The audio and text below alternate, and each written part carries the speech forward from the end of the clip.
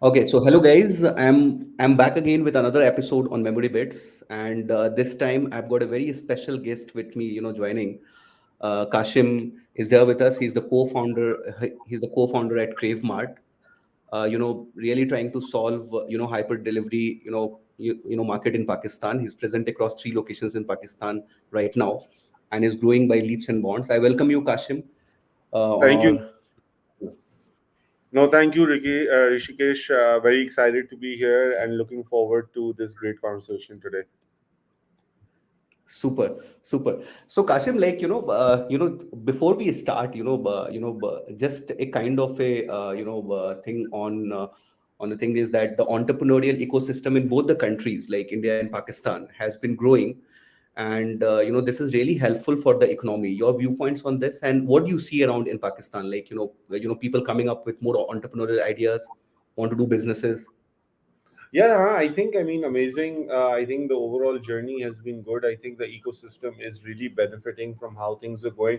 Obviously, to be very, very honest and truthful, I think we're very behind of how India has accelerated in the last 10 to 15 years. But I think we also have a very clear path on where we want to be as well. I think that's how, where, like, I give people examples.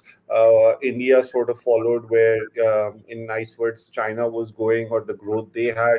For us, it's sort of like how India is growing, and that's sort of something we also look up to. How the economy has changed. I think overall, I think we're in a time where India had just kicked off the startup ecosystem maybe 15, 20 years ago. So we're building the base. I am in touch with a lot of founders who are sort of mentors as well, and who started building in early 2007, 6, 7, 8 periods when no one believed in startups in India and etc. And when I tell them this is what we're going through, as a business, emotionally, everything, and they laugh off because they're like, this is exactly what we went through. So it's like, so you can relate to it so closely, as well. So getting guidance from them has been super helpful. I won't name any names, but there's two three people who've really helped me, guided me over the last couple of months and years to start of how to kick off our business. Yes, yes, absolutely, Kasim. And the startup world is so much united because we all face the same kind of a problem. The Of grill, course. the grind of building a new company from scratch. Bilkul. Now we'll start with the first topic that I have. The audience will like to know a little bit about your childhood and what are Yeah, a yeah. few things that shaped you in your career. Yeah, so my childhood, I was born and raised in Karachi, Pakistan. I lived here for about 19 years. And then after that, I went to Canada. So I was there for a good 10 years. And then I moved back to Pakistan.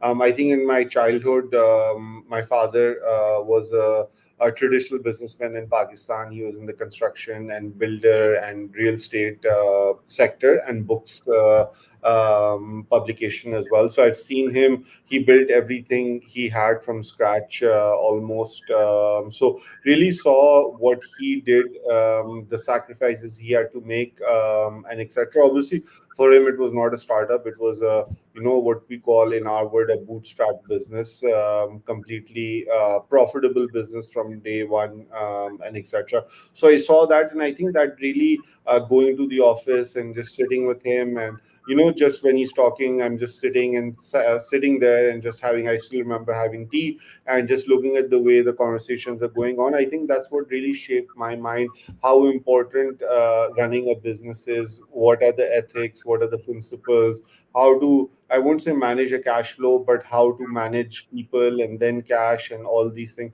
So I think those things really helped me. Then I built my first startup back in 2011 in Canada. I sold that to the third biggest company there. After that, then I moved back to Pakistan. Then I worked for the Amazon of Pakistan, which is called Daraz, owned by Alibaba, for 5 years.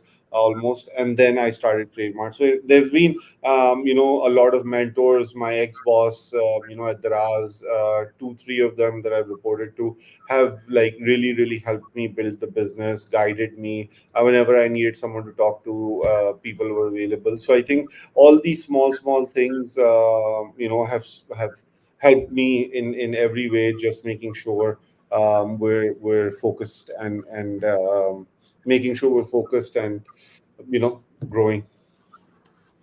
Super, super. So since you raised one point, so I have a second question on that, like bootstrapping versus funding. Yeah. What should be the strategy for startups? Yeah, so it's a completely different, right? So some businesses, we're in a very capital intensive business, right? It's very difficult to bootstrap. I mean, you need to set up warehouses and all these things. So you need to do investments, right? Some businesses can be bootstrapped. I think it's a completely different. I won't say this is right or this is wrong or this is wrong or this is right. But the point is that the real game is that you need to know what you want to do, right? I think that's the most important part. And if you know what you want to do, be it bootstrapped or VC funded or whatever, you will make it happen, right? I think it's the fire in you and ambition is what really decides what to do. And the way you would bootstrap and run your own business with your own money is exactly the same way you should run with VC money, considering it's your own money, because you only get one chance, right? You have to get it. I won't say you have to get it right. I don't think I'm afraid of failures, but I think what my point is, you can't have anyone point a finger at you that, oh, you and anything ethically and all those things, right? So that's where I really feel that there's nothing wrong or right. It's up to you how you want to run the business and what your ambitions are, what your goals are. And I've run a bootstrap business. My first venture was a bootstrap, so I know the complete. I mean, I'd taken about 25 to 50K from friends and family, but that's absolutely like negligible when you're running a startup. So I had a fairly good idea of things. Got it. So as I was going through your profile, Kasim, I found out is that you have done your degrees in history, political science, economics, and public policy. I was kind Yeah. of curious to know that how did your knowledge of these arts domain help you in your startup journey, starting from gobabu.com and now Crave Hmm. Mart. I think it's I mean the history I studied was European history, so I was in Europe for about a couple of months and learning and working there. I think the most important thing for me during these um, studying or my university time and etc. was just becoming more. I think. Because I was moving from Pakistan to Canada, so for me it was about more being more responsible, being more independent, being a good or not good, but being someone who's. Sorry, just 1 second. You just give me 1 second.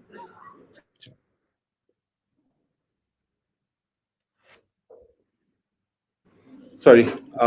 So I was saying, yeah. So basically, I think the studies have really helped me be knowledgeable about things. But I think it's the ground execution and the ground level experience, and that in our words we say the kida that we have to really build and really be on the ground and find out and make sure you know everything has what really helped me even more, right?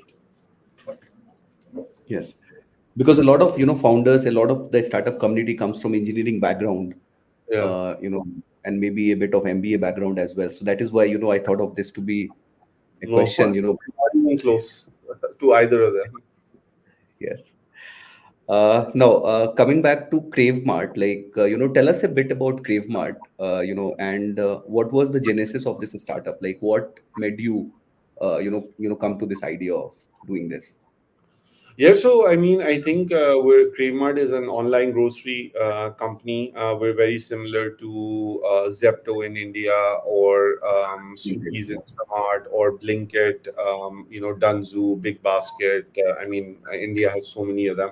So I think the model is pretty, I think for me the most important thing was convenience, right? So I mean, if I want to order something, I don't want to wait, the next day to get it delivered. If I want to eat, it's like sort of like using Uber, right? Like when I use Uber, like who schedules an Uber ride? I mean, like, okay, if I need to go to the airport the next day, then I might schedule a ride, or Kareem, or whatever the local ride hailing company is.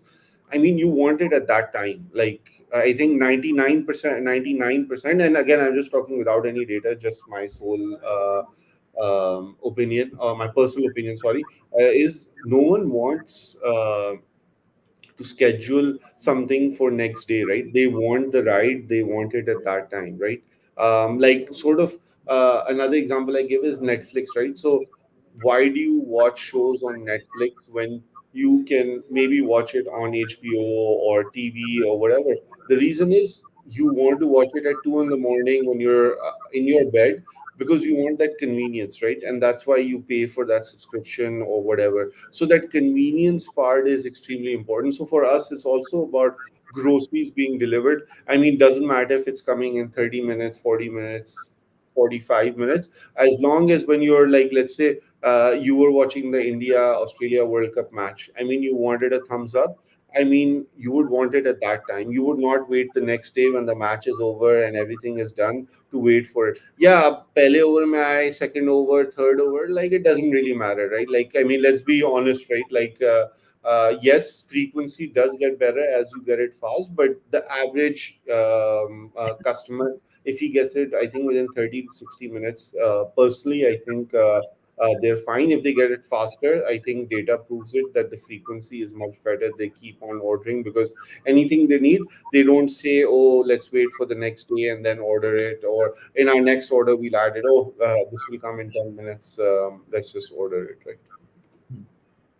But in this case, Kasim, one of the problems, not the problems, but one of the metrics, which becomes very important is your cart size or the basket size that you have, Yes. because that is what determines the unit economics of this business.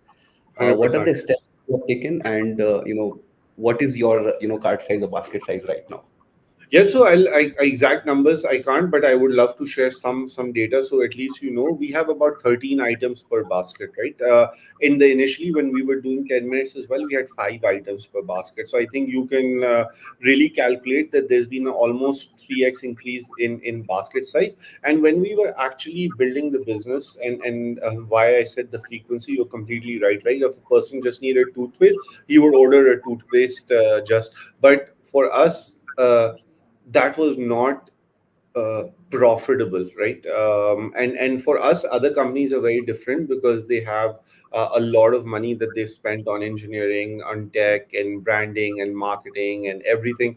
I mean, we're like, we haven't even raised 1/10th or 1/20th of what companies in India have raised to really spread the business, right? So for us, every dollar used to count, and for us, it was important that we make money on order. So we're profitable on an order level. People buy from us. We make money. But for that, we had to increase the AOV, which means we wanted to increase the basket size, right? And important is that the margins should also be good, right? So the items people buy in their basket should be good. 35% of our orders, or 38% of our orders, has one item of fruits and vegetables in it, right? Which means people come to buy fruits and vegetables. We have a huge private label assortment of about 200 SKUs. About 27% of orders has one item of private label in it, right? So all these, we increased our assortment from 15, 16, 1700 to 3500 in most cases, right? So that also helped in increasing the basket size. People were buying more, people had more assortment. When we actually decided to do 45 to 60 minutes or 30 to 60 minutes, and you see the expectation, people start building baskets, right? So when they order, they open the app, they add 2 3 items, and they close the app. The next time they come, they add more items, and so on and so forth, and then they place the order. So that's how the journey has been. 13, I think the ideal is 15 for us. I mean, I think we have really seen an amazing uptake, but let's see where we land. Yes, and Kashif, what I've observed is that, from the consumer behavior is that these days, even if I need a toothpaste and I go on Jepto, and I Yeah. found out is that the minimum order that I need to make is say 199 rupees, right? Hmm. I feel urged to add one extra item, Yeah, right? Because 100%. I want to waste some time. Like I just ordered from Crave Mart and I just ordered biscuits. I was like, I'm gonna have tea while talking to you, and I just want biscuits, right? So I was preparing a basket where I had to get a couple of things. My daughter has a toy which was out of batteries, so she wanted some batteries, and I was like, I'll just get some more biscuits and these things. I'm gonna have chai. I mean, I'm a big chai lover, so I mean these things, right? Like then you don't care, like yeah, just add it, yeah, Pepsi mangwalo, or just like you're absolutely right that impulse buy is extremely critical. Yes. Now, so Kashim, do you do you also operate dark stores, or right now Yeah, it's directly? Right. we operate dark stores. Okay. So dark stores, a lot has been talked about. I was going through the case study of Jepto as well. They have, basically, basically been able to increase improve the unit economics of their dark store. Yes. And that is what I see on your website as well. Like you are focused on particular areas. Even within Karachi, you have picked up particular areas.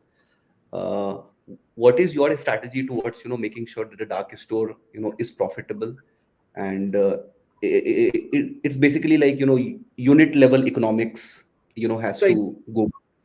I think the thing is that you need to control, you need to have good revenue, which means more orders. And then on the other hand, you need to control cost, right? So this business is not an easy business. People think grocery Yes. delivery is pretty easy, but honestly, it's not. At like my hair have become white in 2 years, and I've lost like maybe 50 pounds in this journey. But that's the best part. But this business really requires both things being done. I think I was listening to the Zepto's founder Adit's words. I think earlier this year. Obviously, I know him as well, but he was talking at a show or at a at one of these podcasts and etc.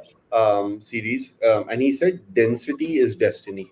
And I forget who he quoted, but he quoted this from someone, that density is destiny, right? And that's why in South Asia, where Pakistan, India, all these countries, density is like crazy, right? And that's where destiny is. Why? Which is why this business is more likely to be profitable and proven by Zepto and a bunch of others that frontier markets are much better for this position, are much better to really ace this model compared to developed markets, because of the cost of labor, because of the cost of the rent, lease, the licensing, the government regulations, all these things, right? So all these things are super costly there, and the cost to set up a warehouse is like five times less or 10 times less in our markets, right? Got it. Now, one question on the lighter side, Kasim, like, why not, startups in India start hiring, folks from Pakistan, and the startups in Pakistan start hiring folks from India. I think, this kind of a cultural, Yeah, talent set. yeah. I honestly think so. There are people. I think there's a lot of companies in India that I've used or worked with, especially in on the south side, on where they were really experienced with this platform called Magento and etc. Yes. In fact, to be very honest, when we launched Crave Mart, our entire tech came from a company in India. I completely, again, won't name them, but they entirely, we bought their tech, and white labeled it. I mean, that was what they did. They made clones of bunch of, all the, startups and etc. around the world. So where we actually bought it for 6 months, we ran that. 6 8 months we ran that. So I mean, we worked very, very closely with them. So, I mean, we obviously took them on a project basis. We didn't hire them and etc. But they for the entire tech was built through that this company in India, and then we side by side built our in-house tech team that actually developed the in-house entire tech, and then we obviously parted ways with them because now we had the entire solution in-house. So obviously for a startup, speed is extremely important. I wouldn't wait 1 year to for us to build that thing. Just buy it and then go for it and etc. So I mean, I've worked with companies in, like I said, in the south as well. A lot of people I know do it as well, and it's very common. But I think it can be done more. I think between our generations, this political thing has zero value. I think it's pretty clear. Like I said very openly, a lot of people in India have mentored me, and some big, big names. I mean, they run billion-dollar startups there. They've been super kind to actually guide us and help us in whatever way. And likewise, right, like you reached out, we're talking. I think there's nothing better, and I think I will truly cherish. I mean, or truly, sorry, be hopeful that these things are just a starting point, and we see a lot more, not just people, but culture, trade. Exports and etc. happen through between both the countries, because I think the markets are very similar, the people are very similar, and there's lots of learnings, right, on both sides to really grow. Yes. Very, very nice points actually, Kasim. Like, now a lot of people, are actually, do want to know, from your words, how is the startup ecosystem in Pakistan? Hmm. Yeah, like I said, startup ecosystem Pakistan is good. I mean, almost the founders know each other, or at least have some connection, or have common VCs. I think we're no way close to where you guys are. To be very, very honest, right now, I think where you guys kicked off, or at least in the first few years where you were, that's where we are. I think there's a long, long way to go. But like, there's a good benchmark to follow. That this is where we want to be. I think a good from all the amazing, amazing success stories. I think number one. Number two, also some failures and some other cases where we've read about some ethics being compromised. I think those are also very good learning lessons for us to really ensure that this is not acceptable, right? This should not happen. This is how you should. Failure is part of success, so that part I think is separate from the ethics part. But I think with failure, I mean, I love taking risks. I love to make sure we grow. I think I would never want a slow death. So for me, failure is all about just making sure we're doing the thing right.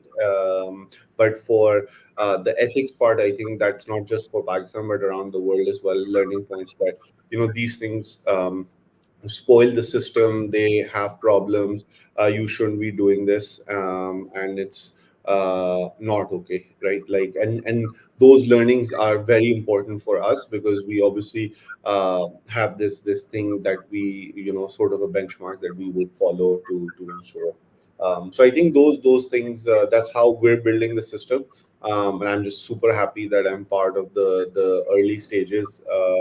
And people have been kind to me, to help me, and I just want to help other founders as well. Sometimes I write them a very small check, which is maybe even half the maybe half of their monthly salary that they take, but that's, I mean, what I can put in. But it's just about being involved and just helping out in whatever way possible to really somehow help them, in whatever way, right? Like, just even talking to them at 4 in the morning and just figuring out things. I mean, as basic as that, right? Super, Kasim. So, Kasim, like just one question, about Crave Mart is that have you raised any funds or any plans of raising it? Yeah, yeah. So we've raised approximately, sorry, 12 million so far from multiple global institutions around the world. We're a Y Combinator backed company. So yeah, I mean, we've definitely raised funds, used funds, global institutions. that have invested in India as well. So yes. Great. Now, one of the things is that since we already talked about the startup ecosystem in Pakistan, so few advices that you would like to give to the young entrepreneurs who are just starting off. Yeah, I think never be afraid of failure. I think success is very important. And be ambitious, be, don't compromise on your ethics and principles. I think that's the most important. That's the best advice I got, and that's the best advice I always also like to give. So be ethical and don't compromise on your principles. Yeah, and be Uh, ambitious. You need to, think big, think long term, don't think short term. Make sure, yeah, I mean, multiple things, right? All these things are super important. Another question is that any plans of bringing Crave Mart to India or to other geographies other than Yeah, Pakistan? definitely. I don't think India, but because that market is too ahead of us. I think Pakistan itself is a huge market right now. I think so. There's a lot of room to really play around and really improve. And I think I would rather just first stick here, really ace this, and then go somewhere else. Do you also go outside, Kasim, and also do deliveries by your own? Like a lot of Yeah, founders in yeah, I've done India. them. Yes, we've done them. We've done deliveries, we've packed orders, we've taken VC calls from warehouses. So, I mean, we've done it all. Great. Now, the last but not the least is that what keeps you going? Because entrepreneurial journey is filled with ups and downs. Yeah. What keeps you going? Yeah, I think what keeps me going is not being in a comfortable position, right? So if I'm becoming too comfortable, I think I would really not be okay. I think that's maybe the word. When I'm uncomfortable, something's going on. When I'm sleeping with stress, I think that's what really keeps me driving. That's how I feel energized as well. And it's funny, I was talking to one of our investors, and he asked me, "How are you sleeping well? How are you sleeping at night?" I said, "With a lot of stress." He's like, okay, then I'm sleeping in peace, because you're sleeping in stress. So I was laughing. I was like, he's a good friend too. So I was just, I was like, making fun of him, and I was like, dude, but he's like, this is the best part. If founders are sleeping without any stress, then as per him, something is wrong.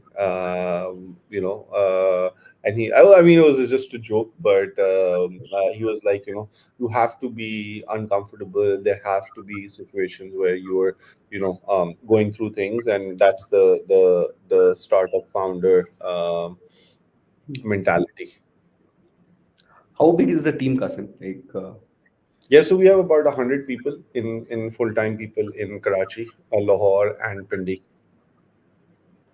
Okay, and they're all working full time, Yeah, these yeah, 100 all guys. full-time. Yeah, yeah. And then obviously we have warehouse staff, we have riders, we have about 400 riders, we have a good 400 warehouse staff, etc. That is there on the ground.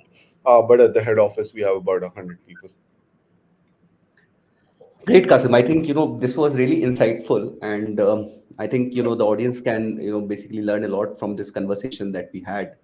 And Perfect. again, thanking you for the time, and Thank we'll you be so in touch. much. Definitely. Thank you so much for taking out the time, and inshallah, we'll be in touch. Thanks so much, Kasim. Thanks. Thank you.